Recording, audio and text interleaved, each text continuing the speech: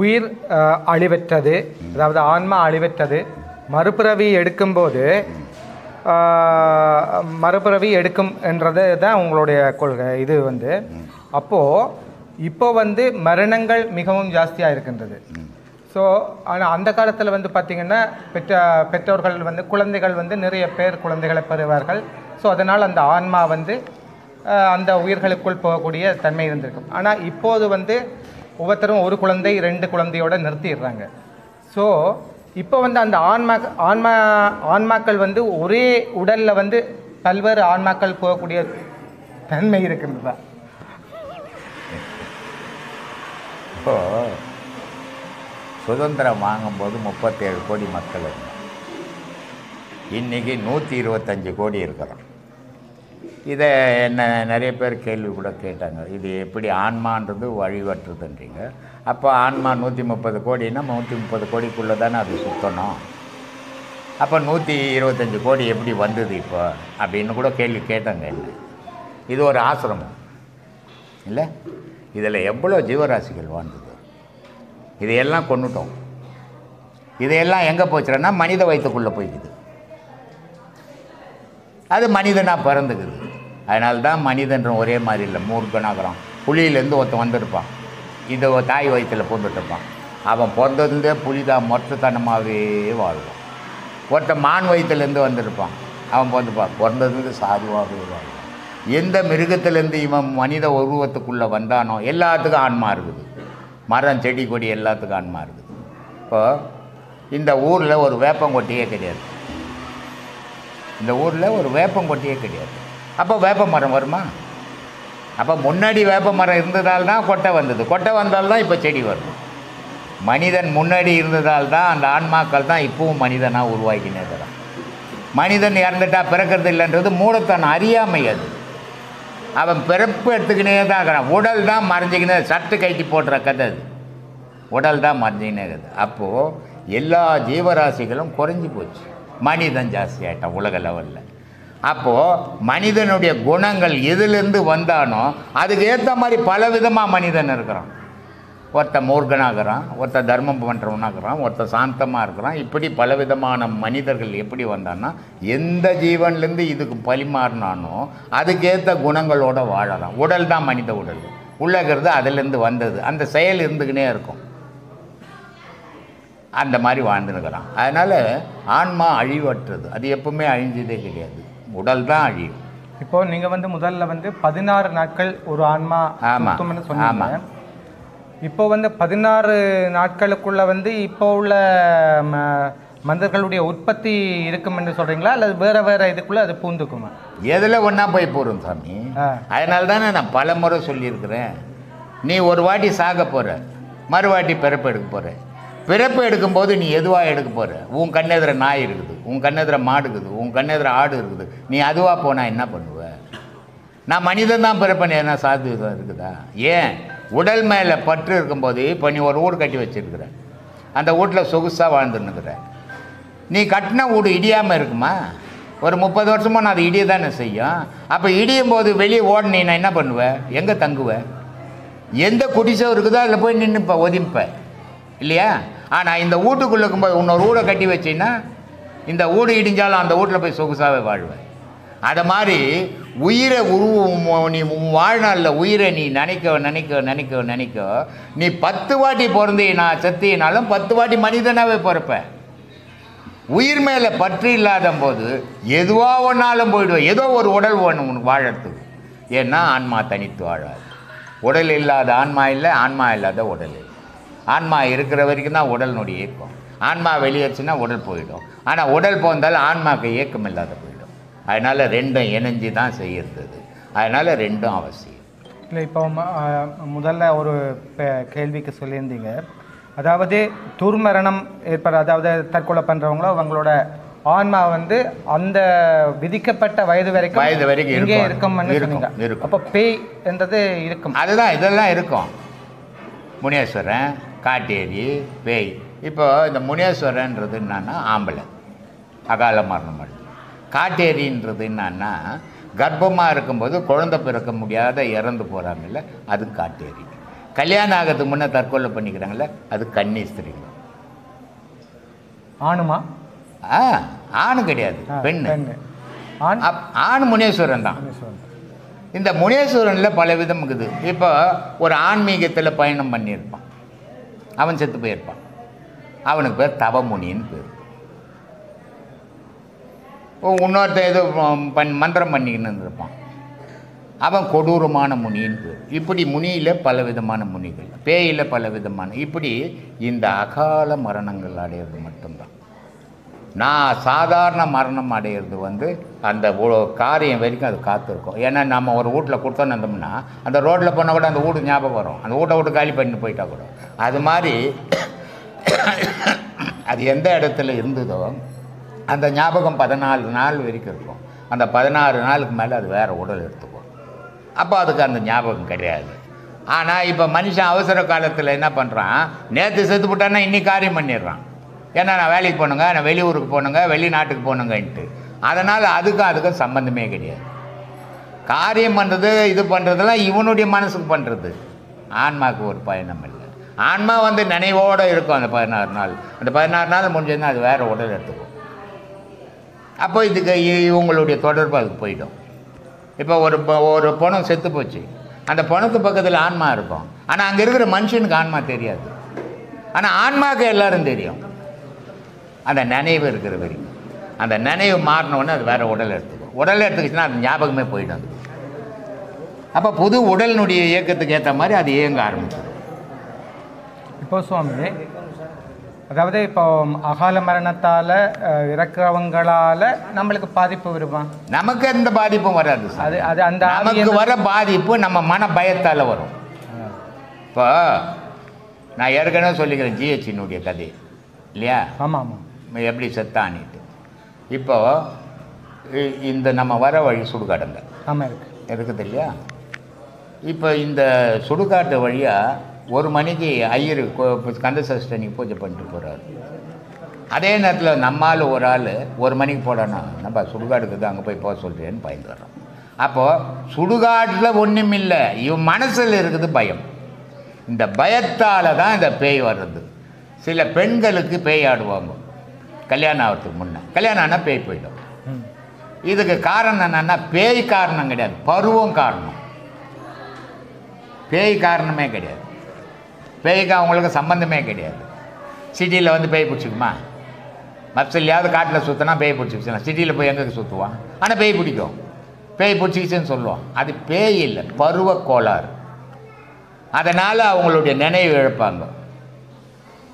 அந்த கல்யாணம் ஆனவுடனே அந்த நினைவு தெளிஞ்சிடும். அது சில பேர் அம்ட்ட மோளம் அடிப்பான், பொம்பளைங்க சாதாரணமாக இருப்பாங்க. ஆனால் அந்த பம்பை அடிப்பாங்க, பொம்பளைங்க ஆட ஆரம்பிச்சிடுவாங்க.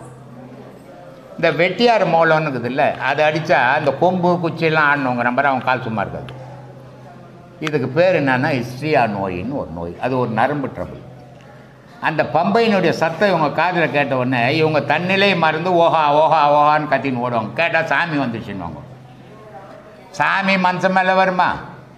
காட்டில் தலைமுடியெல்லாம் தரையில் போயிட்டு இருக்குது, நகங்கள்லாம் சுருண்டு போயிருக்குது. கடவுள் மட்டும்தான் அவன் ஞாபகத்தில் இருக்கிறான், கடவுள் பார்க்க முடியல. ஆனால் வீட்டில் 3 கிலோ கறி வாங்கி துண்ணு போட்டு கடவுள் வந்து நம்ம மேலே ஆடுமா? இவனுடைய நோயால் இவன் ஆடிங்கிறான். அதை கடவுள்ன்ற பேர் வச்சுக்கினாங்க. சொல்லுமா. கடவுளுக்கும் ஆண்டவனுக்கும் என்ன வித்தியாசம் சுவாமி? ரெண்டும் ஒன்றா? கடவுள் அப்படின்னா நிறைய பேர் என்ன சொல்லிங்கிறாங்கன்னா, எல்லாத்தையும் கடந்து உள்ள நிற்கிறோம், கடந்து பார் அப்படிங்கிறாங்க. அது இல்லை. கடவுள்ன்றவன் எல்லா உலகத்தையும் கடந்து நின்று எல்லா உலகமும் தனக்குள்ளே அடக்கி வச்சுக்கிறவன் கடவுள். அவனுக்கு இன்பம் கிடையாது, துன்பம் கிடையாது, இரவு கிடையாது, பகல் கிடையாது, பாசம் கிடையாது, பற்று கிடையாது. அவன் கடவுள். எல்லாத்தையும் கடந்து நின்றவன் கடவுள். ஆண்டவன் மனித உடலுக்குள்ளேயே இருந்து ஆளுபவன் ஆண்டவன். நான் ஏற்கனவே கூட சொல்லிக்கிறேன். ஒரு ஊர் இருக்குது, அந்த ஊருக்கு ஒரு ராஜா இருக்கிறாரு. அந்த ஊர் மக்களுக்கு என்னென்ன தேவையோ அவர் கொடுக்குறாரு, அந்த ராஜா கொடுக்குறாரு. ஆனால் இவரால் கொடுக்க முடியாத நிலை வரும்போது, இவர் சிற்றரசர், இவரால் கொடுக்க முடியாத நிலை வரும்போது பேரரசரை போய் கேட்குறாரு. ஐயா என் மக்கள் இவ்வளோ கஷ்டப்படுறாங்க, ஏதாவது உதவி செய்யுங்க அப்படின்னும் போது அந்த பேரரசை இவர் உதவி செய்யும்போது இவர் மக்களுக்கு கொடுக்குறாரு. அதே மாதிரி உடலுன்ற ஊருக்குள்ளே ஆன்மான்ற அரசன் இருந்துக்குன்னு இயக்கிறான். இந்த ஆன்மாவை கடந்து கடவுளுன்னு ஒருத்தர் இருக்கிறான். இதால் முடியாத போது அதை கேட்குறான். அதனுடைய சக்தியால் இவன் இயங்குறான்னு சொல்லிக்கிறேன். இதுக்கு மேலே என்ன விளக்க முடியுது? சொல்லு சாமி, என்னந்த சொல்லு, நான் கற்றுக்கிறேன். உடல் உயிர் பூரணம், இந்த மூன்றும் ஒன்றே என்று அகத்தியர் சொல்லியிருக்கின்றார் என்று கேள்விப்பட்டிருக்கின்றோம். இதனுடைய விளக்கம் என்ன சுவாமி? இப்போ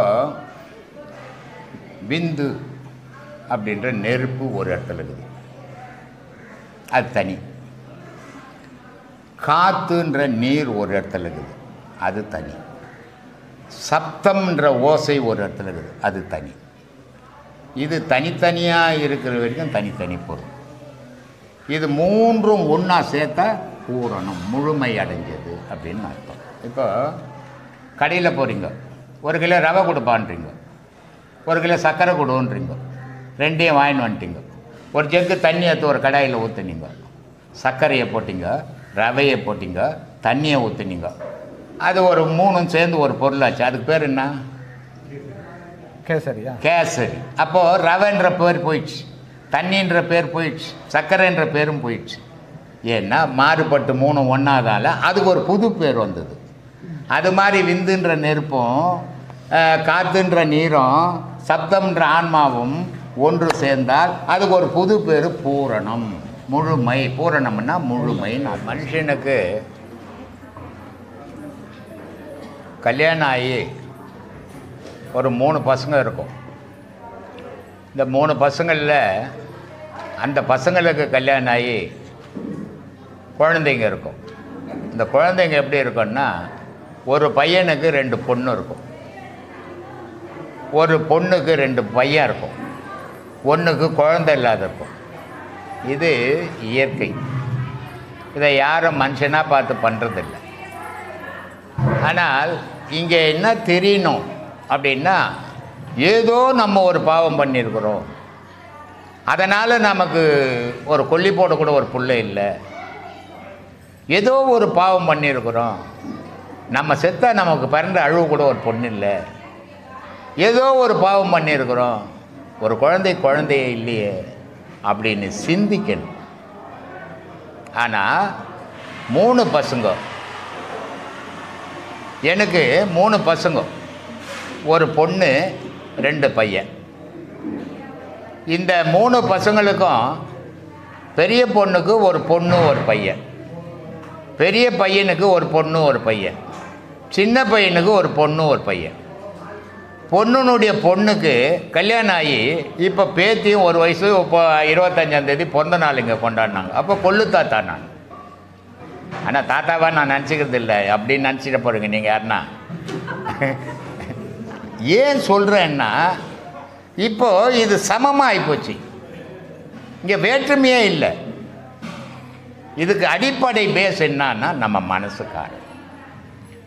நம்ம இந்த ஆசிரமம் கட்டி எல்லா ஆசிரமங்கள்லையும் பார்த்தீங்கன்னா சமையல் பண்ணுவாங்க, சாப்பாடு எல்லோரும் செய்கிற இடம், நாஸ்டா பண்ணுவாங்க. ஆனால் முதல்ல குருவுக்கு போட்டு கொடுத்துருவாங்க, குரு சாப்பிட்ட பிறகு தான் மற்றவங்களுக்கெல்லாம் போடுவாங்க. ஆனால் இங்கே நான் என்ன பாவம் பண்ணேன்னு தெரியல, எனக்கு சோறு போடுறதே கிடையாது. ஆமாம், காலையில் நாஸ்டா கொடுக்குறதே கிடையாது, கண்டினியூ பண்ணிட்டாங்க அதை. மத்தியான சாப்பாடு சரி, காலையில் தான் அந்த பாவிக்கு சோறு போடலையே, அப்போ முதல்லையான ஒரு பிடி சோறு போடலான்னு போடுறதில்ல, எல்லாரும் சாப்பிட்ட பிறகு தான் நான் சாப்பிடுவேன். இது இயற்கையாகவே அப்படியே கண்டினியூ ஆகிப்போச்சு.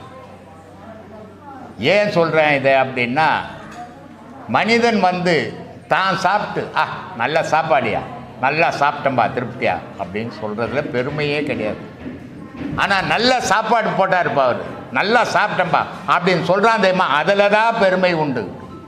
அப்போது பிறர் சாப்பிட்றத பார்த்து மனம் சந்தோஷப்படணும். தான் சாப்பிட்டு சந்தோஷப்படுறது ஒரு பெரிய அதிசயமே கிடையாது. அந்த மாதிரி மனோபக்குவத்தை உருவாக்கிங்க, துன்பத்திலேருந்து வெளியே வருவீங்க. சொல்லுங்கள் சாமி. சுவாமி, கிரகங்களினுடைய சக்தி மனிதர்களினுடைய வாழ்க்கையை மாற்றி அமைக்கின்றது என்றால், அந்த கிரகங்களுக்கு எங்கிருந்து சக்தி கிடைக்கின்றது? இப்போ பூமி இருக்குது, சந்திரன் இருக்குது, சூரியன் இருக்குது, வெள்ளி இருக்குது. இப்போ நீங்கள் கேள்விப்பட்டிருப்பீங்கன்னு நினைக்கிறேன், ஒரு 5 வருஷத்துக்கு முன்னே நாசா சுற்றுது இல்லை விண்வெளி, அது வெளியிலேருந்து ஒரு சவுண்டு வருது, அந்த சவுண்டு தான் எல்லாத்தையும் இயக்குது. இதை மகான்கள் 5000 வருஷத்துக்கு முன்னாடியே ஓசை தான் உலகத்தை இயக்குதுன்னு சொல்லிக்கிறாங்க. அவங்க எப்படி கண்டுபிடிச்சிருப்பாங்க அப்படின்னு ஆராய்ச்சி பண்ணுறாங்க, இன்னும் விடை கிடைக்கல. இந்த உலகம் இயக்கத்துக்கு காரணமே வெள்ளி. எல்லா இந்துக்கள் குடும்பத்துலேயும் இப்போ எப்படி இருக்கிறாங்களே எனக்கு தெரியாது, முன்னெல்லாம் வெள்ளிக்கிழமைன்னா பெண்களுக்கு ரொம்ப விசேஷம், கடவுள் மாதிரி கொண்டாடுவாங்க. அதே நேரத்தில் பெண்கள் வெள்ளிக்கிழமையானா வீட்டில் விசேஷமாக பண்ணுவாங்க. ஏன்னா பெண்ணுன்னு ஒன்று இல்லைன்னா உலகம்னு ஒன்று இல்லை. அப்போது பெண்ணுன்ற பேரே ஒரு புனிதமான பேர். அது அந்த புனிதமான பெண்ணுன்னு இல்லைன்னா உலகத்தில் இயக்கமே இல்லை. அதே மாதிரி உலகத்தை இயக்கணும்னா வெள்ளின்ற ஒரு பெண் இல்லைன்னா சூரிய இயக்கம் இல்லை, சந்திர இயக்கம் இல்லை, பூமியினுடைய இயக்கமும் இல்லை. அப்போது எல்லா 9 நவகிரகத்துக்கும் சக்தியை கொடுக்கறது வெள்ளி, இந்த உலகத்தில் சக்தியை கொடுக்கறது பெண்ணு. அதனால்தான் நான் நிறைய வீடியோவில் சொல்லியிருப்பேன், பெண்கள் இல்லைன்னு சொன்னால் உலகம்னே ஒன்று கிடையாது அப்படின்னு. ஏன்னா பெண்ணுன்ற பேரே ஒரு புனிதமான பேர். அது அதனால் ஒரு மனிதனுடைய வாழ்க்கைக்கு ஒரு பெண் தான் அடிப்படை. அந்த பெண்ணுன்றது ஒருத்தி அவன் கூட இணையில்லைன்னு சொன்னால் அவன் வாழ்க்கையை சின்ன பின்னமாக போயிடும். அதே மாதிரி கிரகங்களுக்கு வெள்ளின்னு ஒரு பெண் இல்லைன்னு சொன்னால் கிரகங்களினுடைய இயக்கமே சின்ன பின்னமாக போயிடும். அப்போது அதனுடைய இயக்கத்தில் தான் சாமி எல்லா கிரகமும் இயங்குது. சொல்லுங்க சாமி. பயம் வந்தால் பக்தி வருகிறது, பக்தி வந்ததுன்னா புத்தி வருது, சரி, புத்தி வந்தா வெற்றி வருது, வெற்றி வந்தால் வசதி வருகிறது, வசதி வந்த பிறகு ஆணவம் வருகிறது, ஆணவம் வந்தால் அழிவு வருகிறது. சரி, இப்படியே சுத்திக்கிட்டே இருக்கிறது. இது மனுஷனுடைய வாழ்க்கை அப்படித்தானே சாமி. பிறக்கிறோம், வாழ்ந்தோம், செத்தோம், திருப்பி இன்னொரு வயசில் போய் பிறந்தோம், வளர்ந்தோம், செத்தோம், இப்படியே தானே ரொட்டேஷன். உலகம் என்றது சுற்றிக்கிட்டு இருக்குது இல்லை? உலகத்துக்கு பூமி சுற்றுதா இல்லையா? சுத்தலைன்னா நீ நான் இங்கே நிற்க முடியும், உட்கார முடியாது. அப்போது பூமி எப்படி சுழற்சி இருக்குதோ மனிதனுடைய உடலும் சுழற்சியில் தான் வரும். பூமி நின்று போச்சுன்னா மனுஷனுக்கு அழிவே இல்லை. பூமி எப்பவும் நிற்காது, மனுஷனுக்கு அழிவு வந்துக்கினே இருக்கும். அதனால் இயற்கையினுடைய நிலை உன்னை நிரந்தரமாக நிற்க வைக்காது. அப்போது நீ இப்போது நான் ஏற்கனவே ஒரு வீடியோவில் சொல்லியிருக்கிறேன், இப்போது நீ நல்லா இருக்கிற, நல்லா வசதியாக இருக்கிற, கடவுள் உனக்கு எல்லா இதையும் கொடுத்துருக்குறான். ஆனால் நீ என்ன நினைக்கிற, உனக்கு என் திறமையால் தான் நான் சம்பாதிச்சேன், என் திறமையால் தான் நான் வாழறேன் அப்படின்னு நீ நினச்சிக்கிற. இதுக்கு பேர் ஆணவம்னு பேர். ஆனால் உன்ன மாதிரியே நான் வாழணும்னு எவ்வளவோ முயற்சி பண்ணுறேன், என்னால் முடியல. ஏன்? இது என்னுடைய முயற்சி, இறைவனுடைய அருள் இல்லை. இறைவனுடைய அருள் உனக்கு இருக்குது, அதனால் நீ வசதியாக வாழற. இப்போ நீ என்ன பண்ணணும், என்னை பார்த்து பத்தியா நான் எப்படி இருக்கிறேன் பத்தியாடா, டேய் நீ எப்படி பிச்சை எடுக்கிற பத்தியான்னு பேசக்கூடாது. பேசுன்னா அடுத்த பிரிவில் நான் பணக்காரனாப்ப நீ பிச்சைக்காரனாக இருப்பேன், நான் 10 ரூபா உனக்கு போட வேண்டிய நிலைமை வந்துடும். இப்போ நீ யோசிக்க வேண்டியது என்னன்னா, இறைவா எனக்கு இந்த வசதியை கொடுத்துருக்குறேன், இதுக்கு மேலே நான் என்ன நன்மையை செய்கிறேன், இது அடுத்த பிரிவில் இன்னும் சிறப்பாக இருக்கணும்னு நினைக்கணுமே தவிர இல்லாதவனை பார்த்து கேலி பண்ணினா அவனை விட மோசமான நிலைமைக்கு நீ போவே. நான் வீட்டு வாசப்படியில் உட்காந்துங்கிறேன். நான் உட்காந்துங்கிறதுக்கு முன்னாடி ஒரு வீட்டு வாசப்படி, அங்கே ஒருத்தர் உட்காந்துங்கிறார். அந்த பக்கம் ஒரு பிச்சைக்காரன் வந்தான். சாமி பசியாகுது, எதுனா இருந்தால் கொஞ்சம் கொடுங்கன்னு. 4 வீடு அண்ணன் தம்பிங்க அவங்க லைனாக இருக்கிறாங்க, இது நம்ம வீடு மட்டும் இருக்குது. உடனே அவர் சொல்லிட்டார், உடனே இல்லை போ அப்படின்ட்டார். அடுத்த ஸ்டெப்பு நான் தான் உட்காந்துக்கிறேன் பைத்தியக்கார மாதிரி. அவர் என்ன பண்ணார், சாமி பசியாகுது என்ன தான் கொடுங்கன்னார். அப்போது வீட்டில் நாஸ்டாலாம் போட மாட்டாங்க, நாஸ்டா விற்கிற கடையில் போய் ஒரு 2 ரூபாய்க்கு எனக்கு வாங்கிட்டு வந்து வைப்பாங்க. நான் பிச்சைக்காரன் வந்துக்கிறேன், என்ன இருக்குது கொடுன்னா எங்கள் சம்சாரம் என்ன பண்ணுவோம், இந்த ஆள் வந்து வைக்கிறது கடன், அதை வேற இன்னும் பிச்சைக்காரனுக்கு போட்டு இவனுக்கு எங்கேருந்து திருப்பி வைக்கிறதுன்னு என் பொண்டாட்டி நினைப்பான். இல்லை அப்படி தான் நினைப்பேன். அதனால் நான் என்ன பண்ணேன், ஏய் சாப்பிட எனக்கு என்ன வச்சுக்கிறேன்னு, இட்லி வச்சுக்கிறேன் அப்படின்னா எடுத்துன்னு வான்னு. பிச்சைக்காரன் வந்துக்கிறான்னா இல்லைன்ட்டு இருப்பா, இட்லி எடுத்துன்னு வான்னு. அவன் ஒரு பிளாஸ்டிக் உர வச்சுருந்தான், அதை பிடிக்கிறான், அதில் போட சொல்லி. நான் சொன்னேன் இது மாதிரிலாம் போடாது. இல்லைன்னு சொல்லிட்டு பரவாயில்ல, போடுறதாண்டா உட்கார வச்சு போடு. உடனே பின்னாடி வாழையில் இருந்தது, வாழைலாட்டில் வந்து உட்கார வச்சு போட்டாங்க சாமி. அவன் சாப்பிட்டுக்கினே இருக்கிறான். அந்த 4 வீட்டில் இல்லைன்னாங்க பாரு, அவங்களுக்கு ஒரு மாதிரி ஆகி போச்சு. இவன் போட்டால் நான் போடலையே, என்ன தப்பு பண்ணிட்டேன்னு புட்டு வாழைப்பழம்லாம் தூக்கின்னு ஓடியாந்தாங்க. இதை சாப்பிடணும். அவன் மூஞ்ச பார்த்தான், பசி கேட்டேன், சாமி போட்டார், எட்டும் போட்டான். எவ்வளோ அசிங்கம். இதை தான் சொல்கிறான் சிவவாய்க்கர், மாடுமனை கூட கோபுரங்கள் கூட வருமோ, ஓடியிட்ட பிச்சையும் முகுந்து செய்த தர்மமும் சாடி விட்ட குதிரை போல் வரமாட்டானா. அன்னைக்கு நான் போட்டேன், இன்னைக்கு 10 பேருக்கு நான் சோறு போட்டுங்கிறேன். இன்னைக்கு இந்த இடத்துல ஒரு குருவா உட்காந்துங்கிறேன், அவன் அட்ரஸ் இல்லாத போயிட்டான். இதான் சாமி வாழ்க்கை. வாழ்க்கைன்றது எதுவும் நிரந்தரம் கிடையாது. நான் ஒரு படி சோத்துக்கு பிச்சை எடுத்தேன், மாடு மேய்ச்சிக்கின்னு படுக்க ஒரு இடம் இல்லை, இன்னொருத்தர் வீட்டு திண்ணையில் போய் படுத்துன்னுப்பேன், சாப்பாட்டுக்கு வழி இல்லை. ஆனால் இன்றைக்கி 1000 பேருக்கு என்னால் சோறு போட முடியும், 500 பேர் படுக்கிறதுக்கு இடம் பண்ணி வச்சுக்கிறேன். இதுதான் வாழ்க்கை. இப்போ நான் செத்து போக போகிறேன், நான் ஒன்றும் இங்கே ஆணி அடிச்சுன்னு போதில்லை, ஆனால் நான் செத்தாலும் என்னுடைய உழைப்பு பல பேர் 1000 பேருக்கு உபயோகப்படும். இதுதான் வாழ்க்கை. இதான் வந்தால் மனுஷன். கோடியாக வச்சு நீ என் பொண்டாட்டிக்கு 20,000 போட்டங்க, என் பிள்ளைக்கு 10,000 வாங்கி கொடுத்தோங்கன்னா அது ஒன்றும் வாழ்க்கை. ஆடு மாடு பண்ணுது. நீ என்ன அதிசயமா? உன் வீட்டை தாண்டி என்னடா செய்த இந்த உலகத்துக்கு? அவன் தாண்டா 6 அறிவு மனிதன். உன் வீட்டுக்குள்ளேயே வாழறது வரைக்கும் 4 அறிவு மனுஷன் தான் நீ. அதனால் வாழ்க்கைன்றத பல பேருக்கு நீ உதவி செய்து வாழும்போது தான் உனக்கு மன அமைதி கிடைக்கும். ஒருத்தர் சொல்கிறான், சிவகங்கையில் அன்னதானம் பண்ணுங்க, பசின்னு சொன்னால் கடவுளுக்கு போடுற மாதிரி நினைங்க அப்படின்னு வீடியோவில் பேசியிருந்தேன். அவன் பையனுக்கு கல்யாணம், பையனுக்கு கல்யாணம் ஒரு 300 பேருக்கு சோறு போடலாம்ல. அவன் 2000 பேருக்கு போட்டானான். அன்றைக்கி பூந்தவன் சட்டத்தில் மறுநாள் தான் வெளியே வந்தானான். அவன் ஃபோன் பண்ணுறான் எனக்கு, சாமி நீங்கள் வீடியோவில் சொன்னீங்க, நான் 2000 போட்டு சந்தோஷமாக இருக்கிறேன் சாமி. நான் அதான்டா சந்தோஷம். நீ சாப்பிட்டு சந்தோஷப்படுற பிறர் சாப்பிட்றதப்பா சந்தோஷப்பட, அவன் தான் மனுஷன். நீ சாப்பிட்டு சந்தோஷப்படுறது நாய். நாய் இருக்குத, அதுக்கு அவ்வளோ சோறு போட்டின்னா இது நல்லா சாப்பிட்டு ஃபுல்லாக இருக்கும். போட்டின்னா இதால் கொண்டு முடியாது. ஆனால் இன்னொரு நாய் வந்தாலும் விடாது, இது குட்டியே கூட விடாது. அந்த மாதிரி வாழறதா மனுஷன். நீ சாப்பிட்றத கூட பிறருக்கு கொடுத்து வாழறதா மனுஷன். 6 அறிவு மனுஷன்டா நீ. அப்படி வாழ கற்றுக்கணும், பழகிக்கணும். அவன் தான் மனுஷன். இதெல்லாம் சொன்னால் செந்தூரானுக்கு மட்டும் தெரியறதே இல்லை. என்ன பண்ணுறது முடியும் அப்படின்னு உங்கள் கருத்தை வந்து பதிவு பண்ணியிருக்கிறீங்க. உதாரணமாக இப்போ ஒரு குழந்தை இருக்குது என்றால் ஒரு சின்ன சாக்லேட்டுக்கு ஆசைப்படுது. அதை நம்ம வாங்கி கொடுத்தோம்னா அந்த ஆசையை அடைஞ்சிட்டதுனால அது மகிழ்ச்சி அடையுது.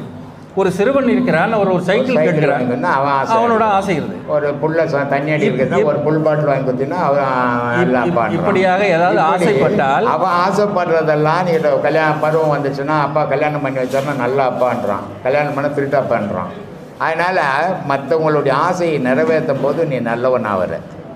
இந்த நல்லவனை நான் சொல்லலை, எனக்கும் ஆசை உண்டு, நான் ஆசை இல்லாத வாழலை. இப்போது எங்கள் பொண்ணு வயிற்றில் பேத்தி, எங்கள் பேத்திக்கு ஒரு பொண்ணு. எத்தனை ஆச்சு? 4 வருஷம் வந்துடுச்சு. ஆனால் இப்போ 25ஆம் தேதி இங்கே பிறந்த நாள் கொண்டாடினாங்க. ஆனால் நான் இங்கே தான் உட்காந்துக்கின்னுக்கிறேன். என்னை கூப்பிட்டாங்க, நீ தான் வந்து ஆசீர்வாதம், இந்த வேலையெல்லாம் வச்சு நீ என்கிட்ட வரக்கூடாதுன்ட்டு. ஆனால் மற்றவங்க என்ன பண்ணுவாங்க, ஊரில் யாருக்குமே கூட எனக்கு தானே கொள்ளு பேத்தி இருக்குது ஆசை. ஆனால் என்னுடைய ஆசை அது இல்லை. ஆசை இருக்குது எனக்கு. இந்த பொண்டாட்டி மேலே ஆசை, புள்ள மேலே ஆசை, பேர மேலே ஆசை, பேத்தி மேலே ஆசை இல்லை. எனக்கு இருக்கிற ஆசை ஆண்டவன் மேலே ஆசை இருக்கணும். நான் ஏற்கனவே சொல்லிக்கிறேன், கௌதம் புத்தர் சொல்கிறாரு, ஆசையை அறவே ஒழித்து விடு, ஆசையே துன்பத்துக்கு காரணம்னாரு. நான் அதிலேருந்து கொஞ்சம் மாறுபட்டவன். ஆசையை அறவே ஒழிச்சது ஒன்று போனது தான். பணத்தை தவிர எறும்பு கூட ஆசைக்குது, இறை தேடுது. காவாயில் இருக்கிற கொசு கூட பசி எடுத்துக்குதுன்னா உன்னை வந்து கடிச்சு உன் ரத்தத்தை குடிச்சிட்டு போகுது. ஆசை இல்லாத உயிர் இல்லை. உயிர் தான் ஆசை, ஆசை தான் உயிர். அப்போது ஆசை இருக்குது. அந்த ஆசை எப்படிப்பட்ட ஆசைன்றது தான் பிரச்சனை. அவர் தண்ணி கேட்டாருங்க வாங்கி கொடுத்துங்க, அவர் சைக்கிள் கேட்டாருங்க வாங்கி கொடுத்துங்க, அவர் சாக்லேட் கேட்டாருங்க கேட்டால் அது அஞ்ஞானியினுடைய வேலை. ஏன்னா வீட்டில் இருக்கிறவங்களுக்கு வாங்கி கொடுக்கணும். மெஞ்ஞானியினுடைய வேலை அவன் எது கேட்குறான் எது கேட்கலாம் அவன் கண்டுக்கவே கூட. கடவுள் என்ன கேட்குறான்னு தான் பார்த்துக்கணும். அவன் தான் மெஞ்ஞானி. இதை தான் திருமூலர் ரொம்ப அழகாக சொன்னார். அருமீன் அருமீன் ஆசை அருமீன். உனக்கு இந்த உலகத்தில் இருக்கிற ஆசையெல்லாம் அறுத்துடுப்பா இல்லையா. ஈசனுடன் இருப்பினும் ஆசை அருமீன். அடடே இங்கே மட்டும் அறுத்தா போதாதுப்பா, கடவுள் கொடுக்கும்போது கூட ஆசை அறுத்துரு. ஆனால் ஆசை இல்லாதவனை பற்றிக்கோணும். ஆசை இல்லாதவனை ஆசை இல்லாத புடிச்சுக்கூடாணும். அருமீன் அருமீன் ஆசை அருமீன் ஈசனுடன் இருப்பினும் ஆசை அருமீன்.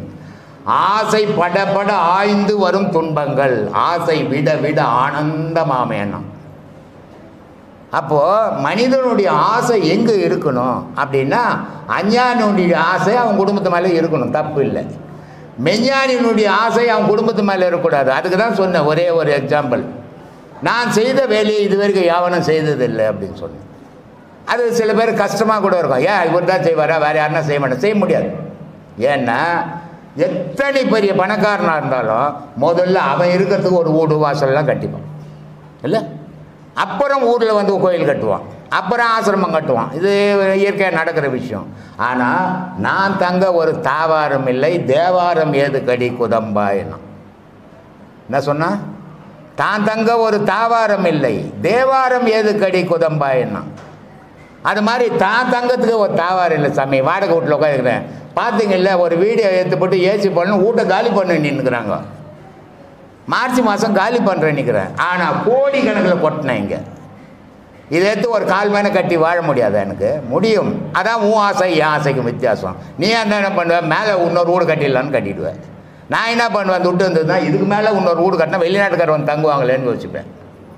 ஏன்னா என்னுடைய எண்ணங்கள்லாம் பொது நோக்கம், உன்னுடைய எண்ணங்கள்லாம் சுயநோக்கம் இல்லையா. அஞ்ஞானினுடைய இயக்கம் சுய இயக்கம் இருக்கும், அது தப்புன்னு சொல்ல முடியாது. ஆனால் நான் வந்து சுயத்துக்கு போயிடக்கூடாது. இப்போ நான் ஒரு வீடு கட்டினா என் பொண்டாட்டி என் பிள்ளை என் பேரன் பேத்தி தான் அதில் விளையாடும். ஆனால் இங்கே கட்டினதால் எத்தனை ஆயிரம் பேர் பயன்படுறான். இதுதான் முக்கியம். வீட்டுக்குள்ளே செய்கிறது ஒரு விலங்கு மாதிரி, ஊருக்கு செய்கிறது மனிதன் செய்கிறது. அதனால தான் நான் அடிக்கடி சொல்லுவேன், பொதுநலம் செய்கிறேன்னு சொல்லிட்டு சுயநலத்துக்கு பயன்படுத்திக்காது, சுயநலம் செய்கிறேன்ட்டு பொது நலத்துக்கு பயன்படுது அப்படின்னு. ஊரில் சேர்ந்து நான் கோயில் கட்ட பாருங்க கோயில் கட்ட பாருங்கன்னு வசூல் பண்ணி பாதி அங்கே போட்டுட்டு பாதி வீட்டுக்கு எடுத்துன்னு வந்துடுறாரு. உன்னுடைய பணத்தை போட்டு நான் செய்ய பாருங்க அப்படின்னு செய்துட்டு ஊருக்கு கொடுத்துடும். இது பொது நலத்தில் சுயநலம், சுயநலத்தில் பொதுநலம். உனக்கு எது வேணும் நீ செலெக்ஷன் பண்ணி கொடுத்தாங்க. நன்றி சார்.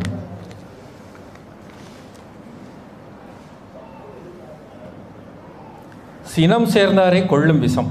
ஆனால் யோகத்தில் சிறந்த முனிவர்களே கோபத்தினால் சாபம் விட்டுருக்காங்க நிறைய. ஆமாம் சார், அவங்களுக்கு ஏன் அந்த மாதிரியான கோபங்கள்லாம் வருது? அவங்கெல்லாம் கோபத்தை அவங்களே வேணா முனிவருங்க கிட்ட போவேண்ணா. நம்ம சாதாரண நம்ம ஆளுங்க கிட்ட சொல்கிறேன். இத்தனை நாள் இவங்கெல்லாம் குடும்பத்தில் இருந்தாங்க, இப்போ வந்து உபதேசம் வாங்கியிருக்கிறாங்க. இத்தனை நாள் இவங்க பையன் போய் டிவியை நல்லா சவுண்டாக வச்சு கேட்பான், சவடை மாதிரி. அப்போவும் இவங்க கம்முன்னு இருப்பாங்க, பையன் தானே வைக்கிறான் என்ன பண்ணுறது அப்படின்ட்டு. பொண்ணு போய் இவர் வச்சதை ஆஃப் பண்ணிவிடும். சரி என்ன பண்ணுறது, பொண்ணு தானே ஆஃப் பண்ணிச்சுன்னு இருப்பாங்க. ஆனால் இப்போ உபதேசம் வாங்கிட்டு போய் சவுண்டு வைக்கிட்டோம், பையனுக்கு 2 அரை ஊதுப்பார். ஏன்? இவர் போகிற பாதை அப்படிப்பட்ட பாதை. அதுக்கு எவை இடைஞ்சலாக வந்தாலும் கோவப்படுவான். ஆனால் முதல்ல அவனை மாதிரியே இருந்துட்டான் இல்லையா. நம்ம இவர் ரொம்ப நல்லா சொல்லுவார், கிருபானந்த வாரியார். ஒரு பாலம், ஒரு பாலத்து மேலே ஒரு பக்கம் யானை போகுது, குளிச்சுட்டு நல்லா பூஜை பண்ணிட்டு போகுது. அது அந்த பக்கம் ஒரு பன்னி வருது, பீல பறந்துட்டு ஊரில் இருக்கிறதெல்லாம் உடம்பெல்லாம் பூசிக்கின்னு வருது. எப்படி வருது தெரியுமா? என்ன மாதிரி கருவும் பிடிச்சி வருது அது. இந்த பன்னி திவுளுண்டு இவ்வளோ பெரிய யானை இந்த பன்னியை பார்த்துட்டு அப்படியே குன்னி குறுக்கி ஓரம் போய் நிற்கிது. என்னையா இவ்வளோண்டு பன்னியை பார்த்து இவ்வளோ பெரிய யானை பயந்து ஒடுங்கி நிற்கிது. ஏன் நிற்கிது அப்படின்னா இது சுத்த பொருள், அது அசுத்த பொருள். அது சும்மா வீசிச்சுன்னா இது குளிச்சதெல்லாம் போச்சு. அதனால் அதை பார்த்து பயந்து ஒடுங்கி நிற்குது. இன்றைக்கி மனுஷன் அப்படி தான் இருக்கிறான். அதனால் அவனை பார்த்து பயந்து ஒடுங்கி நிற்க வேண்டாக்குது நம்ம, தெரியுமா? அது மாதிரி சுத்த பொருள் அசுத்த பொருள் அப்படின்னு பரிசுத்த பொருள் 3 விதமான பொருள்கள் இருக்குது. இப்போ காவாயில் விழுது தண்ணி, மழை பெய்யுதில்ல, தண்ணி காவாயில் ஊது. என்ன தண்ணி? அது தண்ணி தானே. என்னான்னு சொல்கிறோம்? ஏய் அசுத்த தண்ணிடா, காவா தண்ணிடா தோன்றோம். அதே தண்ணி ஒரு குளத்தில் ஊது, என்ன சொல்கிறோம்?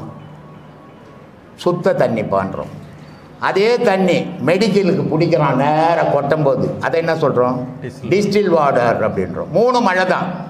ஆனால் விழுந்த இடத்துக்கு ஏற்ற மாதிரி பேர் அதுக்கு. நீ வாழறதுக்கு ஏற்ற மாதிரி உனக்கு பேர் போ. இதுக்கு மேலே நான் என்னம்மா சொல்கிறது சார்?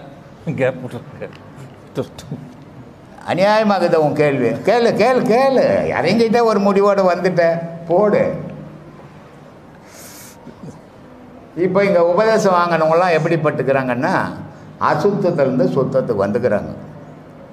இப்போ சுத்தத்துலேருந்து பரிசுத்தத்துக்கு போகணும். அதுக்கு கொஞ்சம் நாள் ஆகும். அது வரைக்கும் மாதம் மாதம் வரணும். வந்தால் தான் அந்த பரிசுத்தம் தெரியும், இல்லைன்னா தெரியாது. அப்படியே போயிட வேண்டியது தான். நான் மகா ஞானி இன்னைக்குன்னு சொல்லு சாமி. இதற்கு முன்னால் ஒரு பெண்மணி உங்கள்கிட்ட ஒரு கேள்வி கேட்டாங்க. சொல்லுவேன். சனாதன தர்மத்தில் ஏதோ ஒன்று சொல்லியிருக்கிறாங்க, பெண்களை இழிவுபடுத்தியிருக்கு அப்படிங்கிற மாதிரி சொன்னாங்க. நீங்கள் ஒரு நீண்ட விளக்கமாக ஏதோ அந்த பொண்ணு போயிடுச்சா? இருப்பாங்க, பின்னாடி இருப்பாங்க நினைக்கிறேன். ஆனால் நான் என்ன சொல்கிறேன் வர அப்படின்னா, சரி, ஆவதும் பெண்ணாலே அழிவதும் பெண்ணாலே அப்படின்னு சொல்லியிருக்கிறோம். சரி, ஆவதும் பெண்ணாலே அழுவதும் பெண்ணாலே. சரி, ஒரு ஆணின் வெற்றிக்கு பின்னால் ஒரு பெண் தான் இருக்கிறாங்க அப்படின்னு சொல்லி இதெல்லாம் ஆண்கள் பெருமையாக பேசுகிறோம். அதனால் ஐயா ஆண்களோட பெருமை என்னன்னு சொல்லுங்கள். கம்பங்கிட்ட போயிட்டு ஒரு மனுஷன் கேட்குறான், ஏன் சாமி பெரிய பெரிய ராஜாக்கள், பெரிய பெரிய வீரர்கள் அத்தனை பேரும் ஒரு பெண்ணுடைய காலடியில் விழுந்துக்கிறானே, இந்த பெண்ணுக்காக கொலை பண்ணிக்கிறானே, பெண்ணுக்காக அத்தனை நாட்டை அபகரிக்கிறானே, இது ஏன் சாமி பெண்ணுக்கோசமே செய்கிறான்?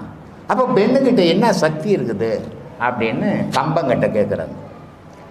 கம்பம் சொல்கிறாரு, அட பைத்தியக்காரா, இது ஒன்றும் இல்லைடா, நடை உடை பாவனைடானார். அவள் நடக்கிற நடத்தை, அவள் கட்டிங்கிற ஆடை, அவள் செய்கிற சேஷ்டை, இது 3 சேர்ந்து உலகமே அவகிட்ட அடிமையாகுதுறானா. சரி, இது மீண்டு வருமானா? மீளாதுடா. மீண்டுதுன்னா உலகம் அழிஞ்சிட்டானா. பாரதியார் பெண்களை பற்றி பேசினார் இல்லை? எல்லா மகான்களும் பெண்களை பற்றி பேசினான். எந்த பெண்களாவது ஆண்களை பற்றி பேசி கொடுத்தது உண்டா? இல்லை. ஏன் பேசுறதில்லை அப்படின்னா, பெண்ணுன்ற ஒரு இனம் இல்லைன்னா ஆணுன்ற ஒரு இனம் இல்லை. பெண்ணுன்ற ஒரு சக்தி இல்லைன்னா காந்தம்ன்ற ஒரு சக்தியே இல்லை. அப்போது பெண்ணுன்ற பேரே ஒரு புனித பேர் சாமி. இப்போ நேற்று கூட நான் சொன்னேன், பூமி இருக்குது, சந்திரன் இருக்குது, சூரியன் இருக்குது. இந்த 3 இயங்கணும்னா வெள்ளி ஓணும். வெள்ளி இல்லைன்னா பூமியை நிற்காது, சூரியனை நிற்காது, சந்திரனை நிற்காது, சுக்குநூறை செதறி போயிடும். அப்போது இத்தனையும் கட்டுக்குள்ளே வச்சுக்கின்னு அத்தனையும் ஏகிக்கினுக்கிறது வெள்ளி. வெள்ளின்னா என்ன? பெண்ணுன்னு அர்த்தம். ஒரு குடும்பத்தை குடிகாரன் இருப்பான், ஜூதாடி இருப்பான், புறம்போக்கு இருப்பான், எல்லாத்தையும் கட்டி காக்கிறது யார்? ஒரு பெண். அந்த பெண்ணுன்ற ஒருத்தர் அந்த குடும்பத்தில் இல்லைன்னா குடும்பன்றது ஒன்று இருக்காது. அப்போது பெண் உயர்ந்தவ இல்லையா? இந்த பூமியில் சிவம்ன்றது ஆகாயத்தை சம்பந்தப்பட்டது, சக்தின்றது பூமியை சம்பந்தப்பட்டது. இந்த சக்தின்ற ஒரு தெய்வம் பூமியில் இல்லைன்னா, பெண் தெய்வம் இல்லைன்னா நீயும் நானும் பிறக்கவே மாட்டோம் சாமி.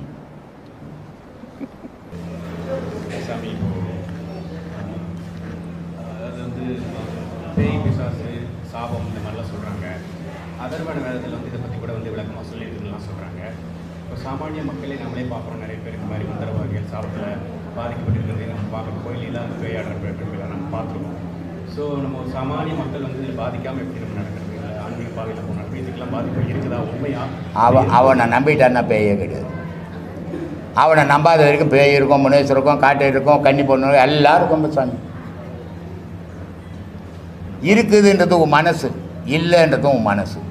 இல்லைன்றவன் தைரியமாக போகிறான், இருக்குதுன்ற பயந்தவன் உள்ளே பூந்து போகிறான்.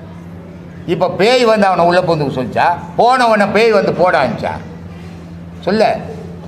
அந்த பேய் அந்த மாதிரி ஆடுறாங்க, யாரும் ஆடுறது அது ஒரு நோய். ஆடுறது ஒரு ஹிஸ்ட்ரியா நோய், நரம்பு ட்ரபிள். இப்போ பாம்பு இருக்குது தெரியுமா, அந்த பாம்பு புத்தாண்ட நாதஸ்வரம் ஏற்றுன்னு ஊதனா வருமா பாம்பு வெளியே? மகடி வச்சுன்னு ஊதனா வெளியே? ஏன்? இதுவும் சத்தம் தான் அதுவும் சத்தம் தான். ஏன் வருது? இதுக்கு வருது அதுக்கு வரல. இதெல்லாம் சிந்திக்கணும். மனுஷனாக பிறந்தவன் சிந்திக்கிறதே கிடையாது. என்ன பண்ணுறது? மகடினுடைய அந்த நாத ஓசை பாம்புனுடைய காதுக்கு போகுது, நாதஸ்வரத்தினுடைய ஓசை அது கெட்டுறதில்லை. அதனால் அந்த ஓசை கேட்டவுடனே புத்துலேருந்து அது வெளியே வந்துடுது. அதே மாதிரி இந்த பார்பர் மோளம் அடிச்சா எந்த பொம்பளையும் சாமி ஆட மாட்டான். ஆடுவால? ஆட மாட்டா. சாமி கடிக்கிறாங்க அதுன்னுவா. ஆனால் பம்பை அடிச்சா ஜிங்கு ஜிங்கு ஜிங்கு ஜிங்குன்னுவா. ஓஹா ஓஹான்னு கத்தின்னு ஓடுவான். இவன் வீட்டுக்காரன் பின்னாடியே ஓடுவான். இது ஒரு நோய்.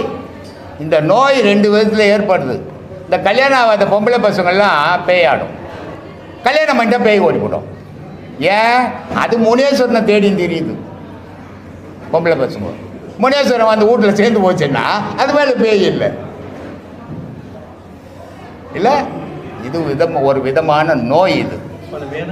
ஏமா அவன் எதனா சொல்லிட்டு போவான். அவன் சொன்னதெல்லாம் நமக்கு எதுக்குப்பா? நம்ம மனுஷன் வாழறவன். அதர்வன வேதத்தில் கோமனம் கட்டின்னு அவுத்து போட்டு நான் நீ நில்லு. அதர்வன வேதத்தை நான் ஒத்துக்கிறேன். ஆதியில் சொன்னதெல்லாம் இந்த காலத்துக்கு உதவாது. அதர்வன வேதத்தில் எந்த ஆஃபீஸான காட்டிக்கிறானா? வேலை செய்துக்கிறியா? நீ எங்கே வேலை செய்கிற? வேலை செய்கிறியா? அதர்வன வேதத்தில் எங்கன்னா போய் வேலை செய்துக்கிறானா? பின்ன அதை போய் ஏன் பேசிக்கிற? இன்னைய வாழ்க்கை உலகத்தை பாரு, எல்லாத்துக்கும் அடிப்படை மனசு. சாமி எல்லாத்தையும் அப்டேட் பண்ணிக்க சொல்றாரு. ஏமா எல்லாத்தையும் நீங்க அப்டேட் பண்ணிக்க சொல்றீங்கல்ல? அப்படிலாம் சொல்லமா நான். அதுல இருக்கிறது நீ இப்போ கோமணம் கட்டுவியா? இப்போ பேண்ட் சட்டை தானே போடுறான். ஆமாம்மா, முடியாது. நீ காலத்துக்கு ஏறுற மாதிரி மாற்றும் போது எண்ணங்களையும் மாற்றிக்கணும். நீ மாறிட்டு ஆதி எண்ணத்தை வச்சுக்க கூடாது. வச்சுக்கினீன்னா உருப்பட மாட்டார்.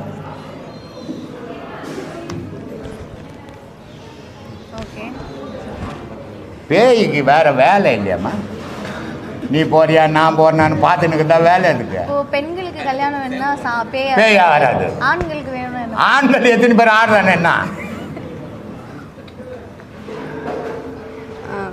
அது எதுக்குன்னா விந்து ஸ்ரோனிதன்னு 2 பொருள் இருக்குது. பெண்ணுக்கு ஸ்ரோனிதன்னு ஒரு பொருள் இருக்குது, ஆணுக்கு விந்துன்னு ஒரு பொருள் இருக்குது.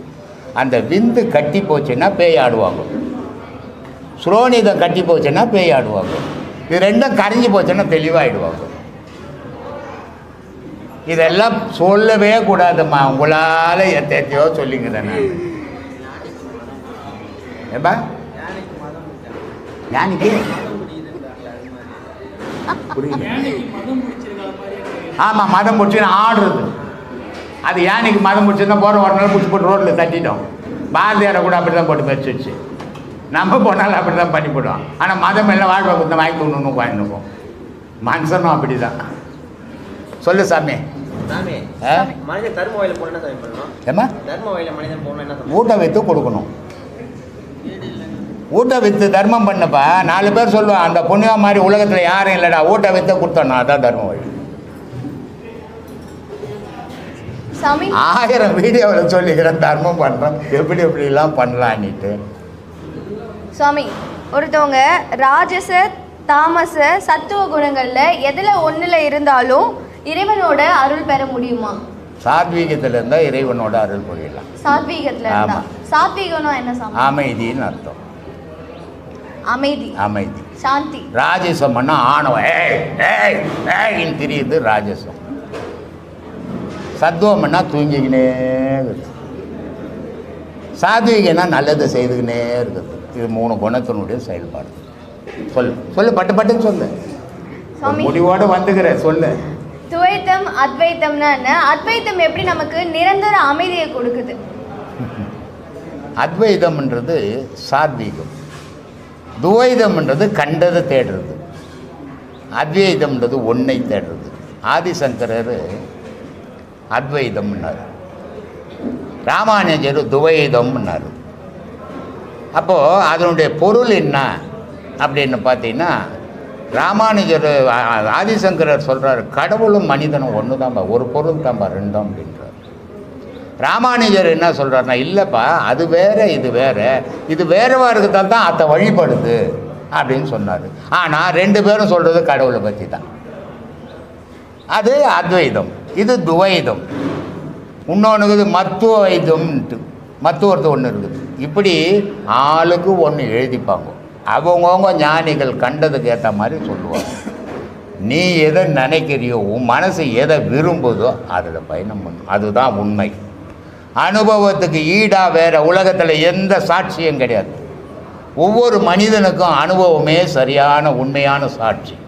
அப்போது நீ அதில் பயணம் பண்ணி அதை அனுபவிச்சின்னா அதுதான் உண்மை, நான் சொன்னால் போய் இல்லையா?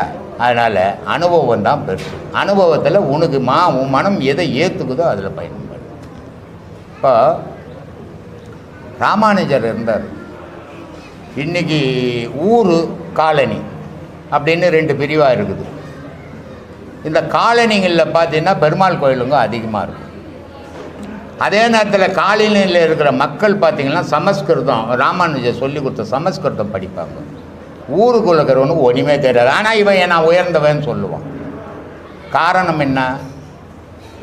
பாமரை மக்களை உயர்த்தணும்னு ராமானுஜர் தன்னையே அர்ப்பணித்தார். ஆனால் பிராமணர், ஆனால் இன்றைக்கி இருக்கிற பிராமணருங்க அப்படி இல்லை, ஒதுக்கி வைக்கிறாங்க. காரணம் என்ன? இன்றைக்கி இருக்கிற பிராமணருங்க அஞ்ஞானிகள், ராமானுஜர் ஞானி. அதனால் அவருக்கு எல்லாமே சமமாக தெரிஞ்சது. இவனுக்கு வேறுபாடு தெரியுது. வேறுபாடு எவனுக்கு தெரியுதோ அவன் ஞானி, சமமாக எப்போ தெரியுதோ அவன் ஞானி. இதாம்மா வித்தியாசம்.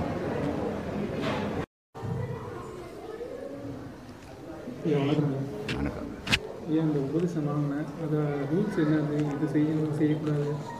எங்கேருந்து வரீங்க? காலையில் உங்களுக்கு டைம் மைக் வச்சேன், இது மைக் இருக்குது.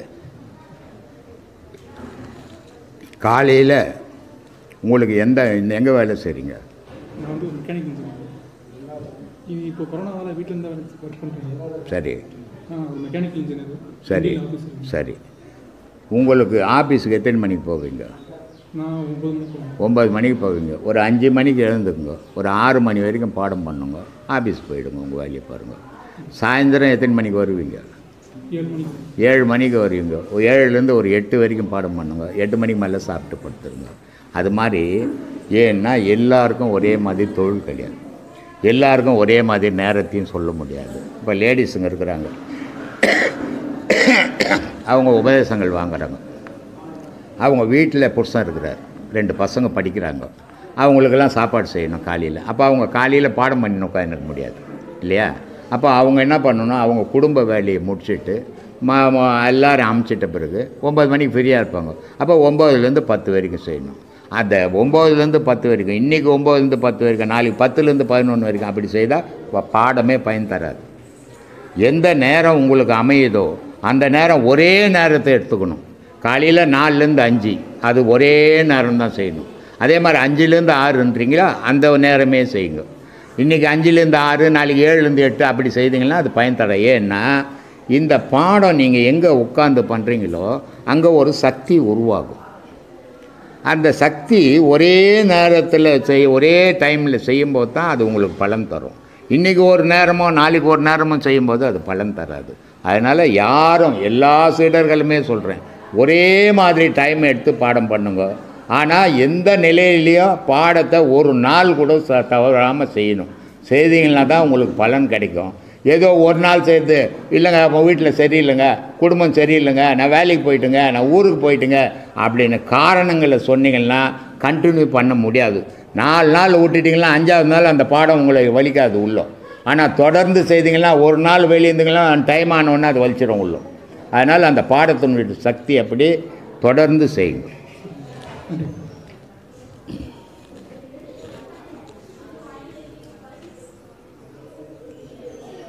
சொல்லுப்பா, வேறு யாருப்பா? பா சாமி, ரொம்ப நேரமாக அவனுக்கு தான் காத்திருந்தேன். நல்ல விஷயமா கேள் சாமி. சாமி, நான் வந்து அரசு பணியில் இருந்து ஓய்வு பெற்றுட்டேன் சாமி. சரி. 1995 தான் எனக்கு இந்த சித்தர்கள் என்ற சமாச்சாரம் வந்து ஒருத்தர் சொன்னார். அந்த புக்கை வாங்கி படித்தேன். சரி. அதுக்கு பின்னாடி வந்து அதில் வந்து ஈடுபட முடியல. சரி. இப்போது ஒரு 4 வருஷமாக வந்து ஒருத்தர் சொல்லிக் கொடுத்தார் சாமி. அவங்க சொல்லிக் கொடுத்தது வந்து இந்த மாதிரி செய்யுங்கன்னு தான் சொல்லிக் கொடுத்தாரு தவிர உபதேசன்றது ஒன்றுமே இல்லை. அவர்தான் இது மாதிரி, அதான் உபதேசம். இந்த மாதிரி செய்யுன்னு சொல்லி கொடுத்தாரு பாரு, அது பேர் தான் உபதேசம். அது இப்போ நம்ம இதில் வந்து இது மாதிரி செய்யுன்னு சொன்னார் பாரு, அவர் தான் குரு. சரிங்க சாமி. அதில் வந்து இப்போ 4 வருஷமாக செஞ்சுட்டு வரேன். எனக்கு மனம் வந்து அடங்கல சாமி. அது எப்படி மனம் மாட்டேங்கிட்டோம்? சூரியன் போன பிறகு, கண்ணு போன பிறகு சூரிய நமஸ்காரன்றாங்க தெரியுமா? அந்த மாதிரி வயசு போன பிறகு தானே நீ தேடுற. முதல்ல சம்பாதனை துட்டு குடும்பம் தானே தெரிஞ்ச. இப்போ எப்படி மனம் மாட்டேங்கிட்டோம்? கொஞ்சம் கொஞ்சமாக தான் அடங்கும். நான் மனம்ன்றது எடுத்து வச்சுக்கிற பொருள் இல்லை. அதனால் எண்ணங்கள் கூட்டு தான் மனம். அந்த எண்ணங்கள் குறையாது. அதை கொஞ்சம் கொஞ்சமாக தான் குறைக்கணும். ஒரே நேரமாக குறைக்கணும்னு நம்ம போடுவோம். அதனால் பொறுமையாக குறைங்க. சரி சார். அதே மாதிரி இப்போ வெளியிலேருந்து கிருஷ்ணகிரிலேருந்து வந்துட்டு போயிட்டு இருக்கோம் சார். கிருஷ்ணகிரி சமயம். சரி சரி. இப்போ நம்ம அந்த பயணம் செய்கிற நேரத்தில் வந்து செய்ய முடியாது. அதுக்கு வந்து வழி என்னங்க சார்? இப்போ வீட்டில் தானே இருக்கிறீங்க நீங்கள். பின்ன அப்புறம் என்ன? இங்கேருந்து போயிட்டு இங்கேருந்து போகும்போது வண்டியில் செய்துன்னு போவாத. வேற ஒரு கிருஷ்ணகிரிக்கு போகிறதுக்கு பெங்களூருக்கு போடுவேன். ஏன் நான் மறந்துடுவேன் உன்னை. அதனால் வீட்டில் இறங்கி கரெக்டாக செய்யுங்க. போகிற பயணத்தில் செய்யாதீங்க. செய்தீங்கன்னா கிருஷ்ணகிரியில் இறங்க மாட்டீங்க. நேராக பெங்களூரில் போய் இறங்கிட்டு என்னடா அது ஊர் புதுசாக்குதுன்னு பார்ப்பீங்க. அதனால் போகும்போது செய்யாதீங்க, வீட்டுக்கு போய் செய்யுங்க.